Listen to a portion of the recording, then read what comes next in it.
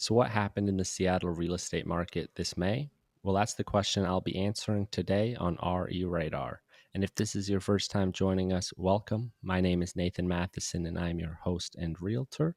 And what we're all about here on the radar is education.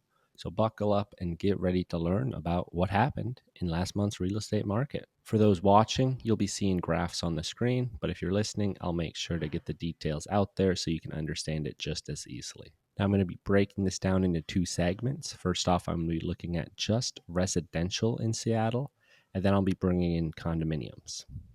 Now, price wise, starting off, everyone loves looking at money. And in Seattle, the median sold price in May actually went down from April. April had seen a record high of median sale price in Seattle of 1 million. And in May, that number then has dropped to 980,500. So down just 2%, and also down from March when it was 992,000. But overall, it is still up 2.4% from last year in May. So just because it's down a couple months does not mean all of a sudden home prices are crashing. It's still actually higher than last year. So, with it still being up year over year, I do not think this is any sort of a cause for concern and actually makes sense to me as the real estate market here in Seattle during the summer months, it does see a slowdown with May to September as being some of the nicest months in Seattle. And this May especially was nicer than the last couple here in Seattle. So people tend to like to enjoy just experiencing that versus having to deal with moving and buying a new home or selling their home. So we do see a slowdown when it gets to that nicer weather here in Seattle. And I think a great way to showcase that slowdown is by looking at some pending data reports. So these are homes that are pending, which that means the seller and the buyer have agreed and signed a purchase and sale agreement for the property. However, it has not yet officially closed. Now, what we're looking at here on the screen is Seattle from May 1st to May 15th. The median unpublished pending price was $1,015,000. From May 15th to May 31st, so the second half of the month, median unpublished pending price went down to $980,000. So the start of May kept up with April.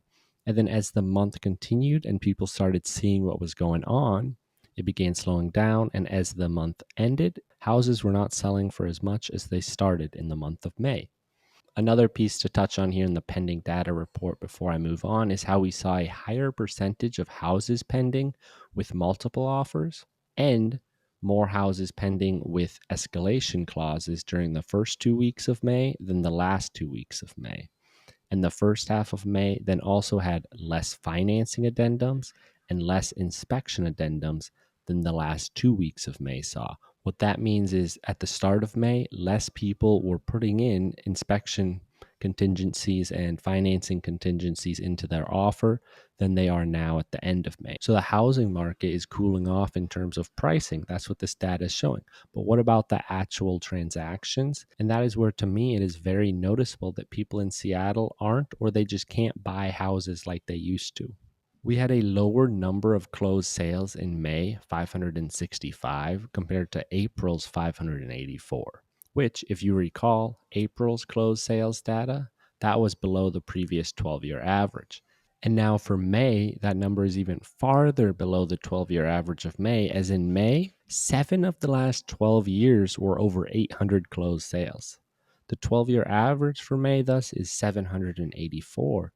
So we saw a 28% lower amount of closed sales this May than the average for the past 12 Mays. That's a pretty big drop right there. And what makes it even wilder is when we get into the listing data. And this is why I feel the housing cost crisis is what's going on here, and people just can't afford to buy homes at these absurd prices. I mean, shoot, it costs $500,000 for a fixer upper in Seattle.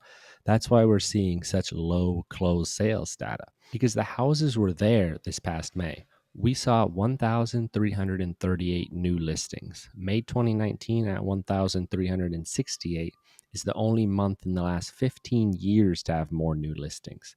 And then as far as homes for sale at the end of the month, there were 1,476. That's 57% more than last May. 2018 and 2019 are the only other years over the last 15 or so that have even been close to that many homes on the market at the end of a month. This has been the theme of every market update I've done this year. The listing data has been there month after month. Each time it's been at or above the historic averages for new listings and total homes for sale. But that closed sales data has not been there. It's been lacking each month. And this past May was the cherry on top of it all with that massive new listing numbers, only to then have less closed sales than the previous month. And what has this led to? Continually, month after month, more and more new listings showing up and less people buying them. Well, that has led to a continued climb of the month supply of inventory closed. So if you're new here, what that stat shows is how many months it would take for every active listing to sell at the current rate of transactions. A seller's market is seen as 0 to 3 months. A more even or fair market is seen as more 4 to 6 months. And then when it gets above 6 months, the advantages then go into the buyers where they have the negotiating and bargaining power in deals and transactions. Seattle has been in a seller's market since November 2011. That was the last time the month supply of inventory hit 4. But we are actually getting closer and closer to that number. We are inching our way to 4. It has risen every month this year, and for May, it just hit 3 months, which that 3 months is the highest it has been since September 2012. Now, everybody locked in that ultra low rates from 2021 to 2022. They refinanced or they bought a new home and got that low rate. Then nobody wanted to sell in 2023 and 2024 because, well, how can you give up a less than 4% rate to then buy in that 7% range? Well, now it's been a few more years, and some of those people just have to sell, whether it be job change, whether it be family change with getting married or getting divorced, having kids, whatever it may be. Something major has happened. So now they have to sell. And what these people are finding out is in today's market right now, if a home is not an awesome, super great home, then it might not be one of those ones that sells first weekend. It might sit around for a little bit. And the more listings that come onto the market and just sit there a little bit, the more negotiating and the more power buyers get on the transactions. That is what then leads to having a buyer's market. Now, transitioning a bit out of residential, that's what we've been looking at. What's the condo market looking at in Seattle? And it is a balanced market. It's at 5.7 months supply inventory close, and it's been trending that way for a little while now, growing each month since December. Condos are kind of doing what residential's doing, right? With each month so far, what we're seeing, April and May were actually the most new listings condominium wise since 2010. And then May saw also the most condos for sale since 2011 to end any month. So condos are coming onto the market just like residential. But again, just like residential, the buyers aren't really there. Now, a condo traditionally has always been seen as kind of less desirable than a single family residential house. So while the housing market has also been struggling with closed sales data, the price for homes have continued going up.